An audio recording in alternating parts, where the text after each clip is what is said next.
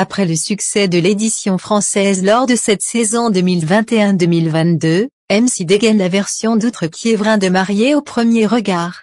Dans les 2 premiers épisodes, les téléspectateurs ont fait la connaissance d'Élodie et Julien qui ont eu l'impression de vivre un rêve dans les premiers instants de leur mariage.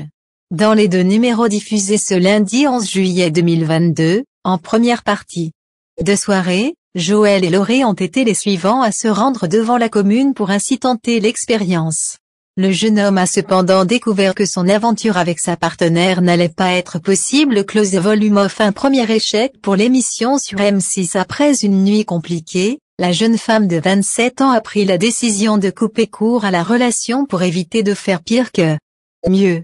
Un coup de massue pour le trentenaire qui fondait beaucoup d'espoir dans cette expérience.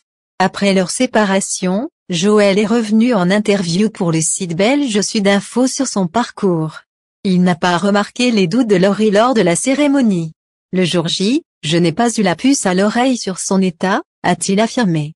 Cependant, Joël a constaté qu'elle a montré sa carapace à la fin de la soirée. J'ai remarqué que Laurie commençait à changer d'humeur le soir à l'hôtel, a-t-il dit.